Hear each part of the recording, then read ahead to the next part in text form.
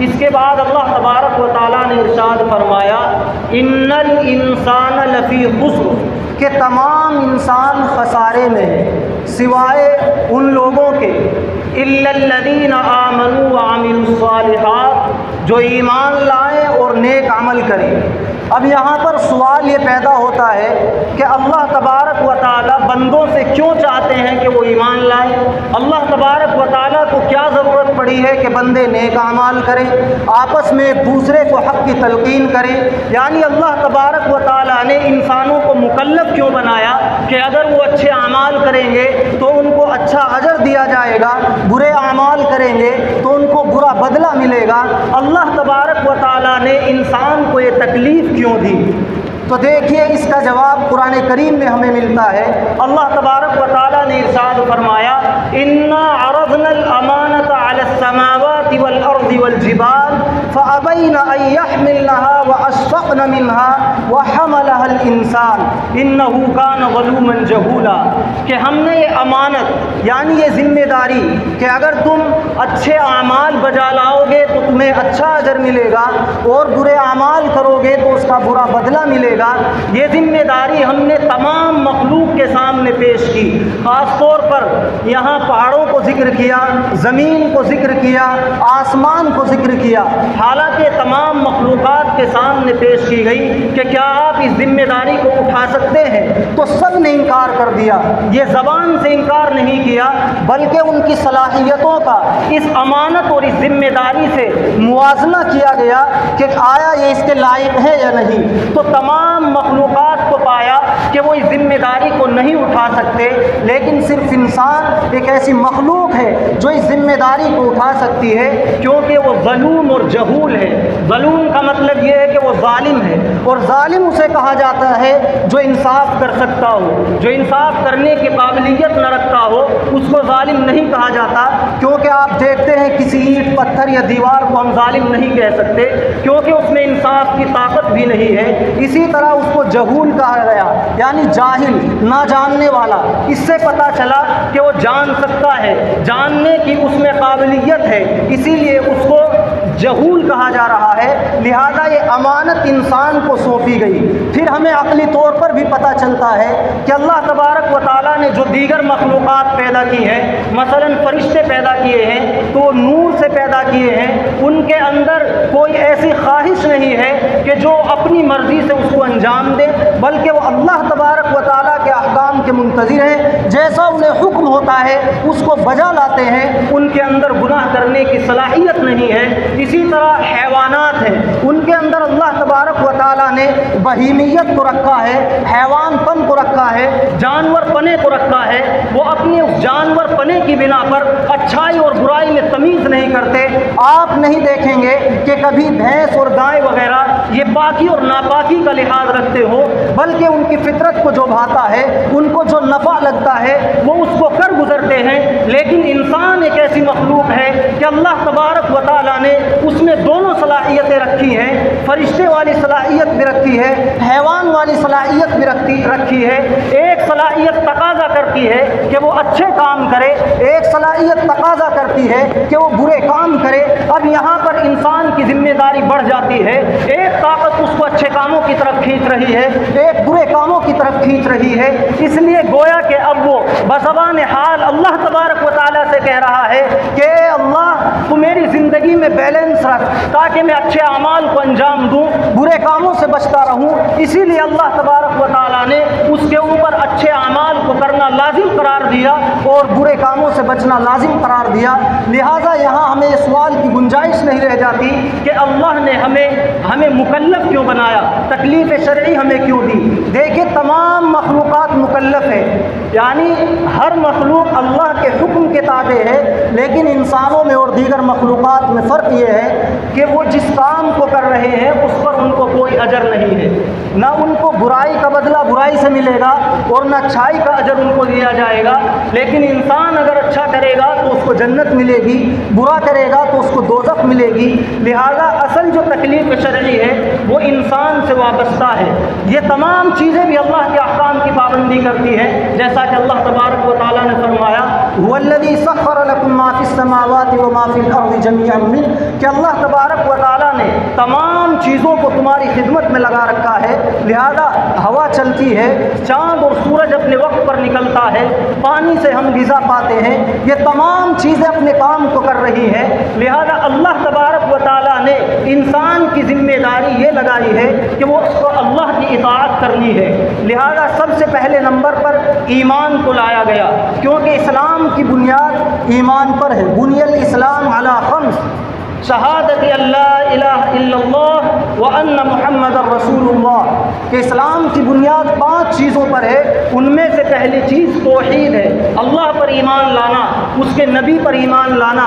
इसके बाद इक़ामिस सलाह, ये आमाल में आता है। तो सबसे पहला नंबर इल्लल्लज़ीना आमनू व अमिलुस सालिहात, जो लोग नेक अमाल करें वो कामयाब हैं। और दूसरा नंबर व अमिलुस सालिहात, नेक अमाल करें। देखिए नेक अमाल, हर वो अमल कि जिसके ऊपर सवाब की बात आई हो वो नेक अमल है, और हर वो अमल कि जिस पर कोई वईद आई हो, अल्लाह तबारक व तआला ने उससे रोका हो, वो बुरा अमल है। लिहाजा हदीस पाक के अंदर आता है अल मुस्लिमु मन सलिम अल मुस्लिमून मिन लिसानिही व यदिही, कि कामिल मुसलमान वो है जिसके हाथ और ज़बान से दूसरे मुसलमान महफूज रहें। तो ये भी इस इबादत में आएगा, यानी हमारा हर कदम अल्लाह के अहकाम के मुताबिक उठे, ये इबादत है।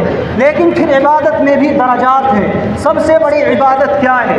देखिए सबसे बड़ी इबादत नमाज है। व अमिलुस सालिहात में जो सबसे बड़ा दर्जा आएगा वो नमाज का है, क्योंकि अल्लाह तबारक व तआला ने कुरान करीम में तकरीबन 82 मकामात पर अल्लाह तबारक व तआला ने नमाज का हुक्म दिया है। वैसे तो सैकड़ों मकामात पर नमाज का तज़किरा है, लेकिन तकरीबन 82 मकामात पर हुक्म दिया है। अब आप अंदाज़ा लगाएं कि अगर हम किसी को 2-4 मरतबा कोई काम करने के लिए कह दें और वो उसको ना करता हो तो हमें उस पर कितना गुस्सा आएगा। और अल्लाह तबारक व तआला ने यहाँ 82 मकामात पर हुक्म दिया है कि नमाज अदा करो, अक़ीमुस्सलाह वरकऊ मअर राकिईन। अल्लाह तबारक व तआला हुक्म दिए जा रहे हैं और हम हैं कि ना फरमानी पर उतरे हुए हैं। अल्लाह तबारक व तआला ने नमाज को क्या अहमियत दी है, इसका अंदाज़ा आप इस बात से लगा सकते हैं कि नमाज एक ऐसी इबादत है जो न सफ़र में माफ़ है, न बीमारी में माफ़ है, हत्ता कि जंग में भी माफ़ नहीं है। प्यारे हबीब सल्लल्लाहु अलैहि वसल्लम को जो जंगों में तकलीफ़ पहुँची है, ताइफ के मैदान में प्यारे हबीब सल्लल्लाहु अलैहि वसल्लम का पूरा लहूलुहान कर दिया गया। ताइफ के ओबाश लड़कों को आपके पीछे लगा दिया गया था। आप एक सच्चाई की दावत को लेकर उनके दरमियान पहुँचे थे, लेकिन प्यारे हबीब सल्लल्लाहु अलैहि वसल्लम ने उनके खिलाफ बद्दुआ नहीं की। इसी तरह एक जंग में आपका दंदान मुबारक शहीद हुआ, आपने बद्दुआ नहीं की, लेकिन ग़ज़वा खंदक के मौके पर आप सल्लल्लाहु अलैहि वसल्लम की नमाज़ें क़ज़ा हुई। इस बिना पर आप सल्लल्लाहु अलैहि वसल्लम ने कुफ़ार और मुशरिकीन के लिए, दुश्मनों के लिए बद्दुआ की कि अल्लाह तबारक व तआला इन लोगों के घरों को आग से भर दे, इनको हलाक कर दे, क्योंकि इन्होंने हमारी नमाज़ें क़ज़ा कराई हैं। यहाँ से नमाज की अहमियत का अंदाज़ा होता है। हदीस पाक के अंदर आता है कि सबसे पहले नमाज का हिसाब होगा। मेरे भाइयों, नमाज का असर ये होता है कि अगर हम नमाज को पाबंदी से पढ़ें तो वो गुनाहों से बचाती है, बेहयाई से रोकती है। इन्नस्सलात तन्हा अनिल फ़हशाइ वल मुनकर, नमाज बेहयाई और बुरे कामों से रोकती है। हदीस पाक के अंदर आता है कि अगर आप किसी को मस्जिद के अंदर जाता हुआ देखें तो उसके मोमिन होने की आप गवाही दें कि वो ईमान वाला है। इसी तरह रिवायत के अंदर आता है कि अगर कोई बंदा बाजमात 40 दिन तक नमाज अदा करता है तो अल्लाह तबारक व तआला उसको जहन्नम से खलासी का परवाना दे देते हैं। इसी तरह नमाज की अहमियत का अंदाज़ा इससे लगाया जा सकता है। अल्लाह तबारक व तआला ने तमाम इबादतों को प्यारे हबीब सल्लल्लाहु अलैहि वसल्लम पर दुनिया में रहते हुए, ज़मीन पर रहते हुए नाज़िल किया, लेकिन नमाज एक ऐसी अहम इबादत है कि अल्लाह तबारक व तआला ने अपने पास बुलाया और अल्लाह तबारक व तआला ने अपने आप से प्यारे हबीब सल्लल्लाहु अलैहि वसल्लम को हम कलामी का शर्फ बख्शा और नमाज़ें अता की। 50 नमाज़ें अता की थी, लेकिन अल्लाह तबारक व ताला के पास से जब प्यारे हबीब सल्लल्लाहु अलैहि वसल्लम वापस आने लगे तो हज़रत मूसा अलैहिस्सलाम ने पूछा कि अल्लाह के पास से क्या लाए हैं। प्यारे हबीब सल्लल्लाहु अलैहि वसल्लम ने फरमाया कि 50 नमाज़ें लाया हूँ। तो हज़रत मूसा अलैहिस्सलाम ने फरमाया कि मेरी उम्मत को नमाज़ें बहुत गरा गुज़रती थी, इसलिए आप इनमें कमी करा लीजिए। प्यारे हबीब सल्लल्लाहु अलैहि वसल्लम बार बार कमी कराने के लिए गए, लिहाजा आखिर में 5 नमाज़ें बाकी रही और इन 5 नमाज़ों के बारे में अल्लाह तबारक व तआला ने फरमाया कि अगर कोई इन्हें अदा करेगा तो उनको 50 नमाज़ों का ही अजर दिया जाएगा। नमाज की अहमियत का अंदाज़ा इससे लगाया जा सकता है कि हज़रत फ़ातिमा रज़ी अल्लाह तआला अन्हा जब नमाज पढ़ने के लिए वो खड़ी होती लंबी रातों में 2 रकात नमाज की नियत बांधती और पूरे कुरान करीम की इन 2 रकातों में तिलावत फरमा लेती, और जब नमाज का आखिर आता तो मिनल जिन्नति वन्नास पर अपनी नमाज को जब वो ख़त्म करती तो वो कहती कि कितना मज़ा नमाज में आ रहा था, लेकिन क्या करे कि रात छोटी है। इसी तरह हज़रत अली रज़ी अल्लाह तआला जब उनके सामने नमाज का वक्त आता तो उनका रंग बदल जाता।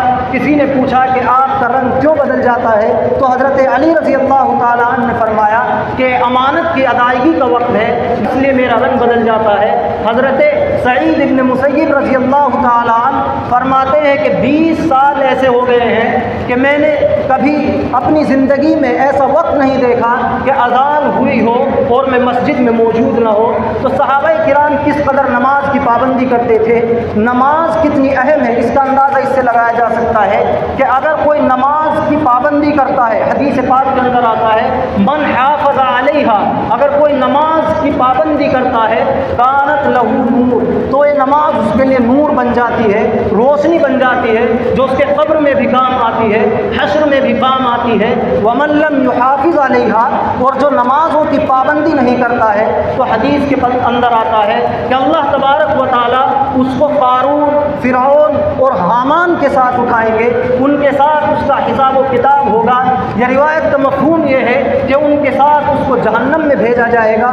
और अगर कोई नमाज की पाबंदी करता है तो अम्बिया, सिद्दीक़ीन, शुहदा और सालिहीन के साथ होता है। तो हमने जो आपके सामने एक मुख्तसर सूरत तिलावत की थी उसके अंदर इंसान की कामयाबी के लिए 4 काम बताए गए थे। सबसे पहला काम ईमान लाना अल्लाह पर, उसके फरिश्तों पर, उसकी किताबों पर, उसके रसूलों पर, क़यामत के दिन पर, हशर नशर पर। और उसके बाद दूसरा नंबर आमाल का है, और आमाल की बहुत सारी शाखें हैं, लेकिन हमने इस वक्त जो आमाल में सबसे अहम दर्जा रखती है नमाज, उसके मुताल्लिक़ आपको बातें बतलाई हैं। इसके बाद 2 चीज़ें रह जाती हैं, हक़ की तलक़ीन करना कि हक़ पर रहो। इसी तरह जब हम हक़ की तलक़ीन करेंगे, दीन की दावत देंगे तो रुकावटें आएंगी, मुश्किलात आएंगी, मसाइल से 2-4 होना पड़ेगा, आलाम व मसाइल को झेलना पड़ेगा। तो उसके लिए आगे फरमाया वतवासौ बिस्सब्र, मसाइब व आलाम पर आपको सब्र करना है। लिहाजा हम अगर अपनी ज़िंदगी में कामयाब होना चाहते हैं तो इस मुख्तसर सूरत में कामयाबी का नुस्खा बताया गया है। दुआ फरमाएं कि अल्लाह तबारक व तआला हमें अमल की तौफीक दे।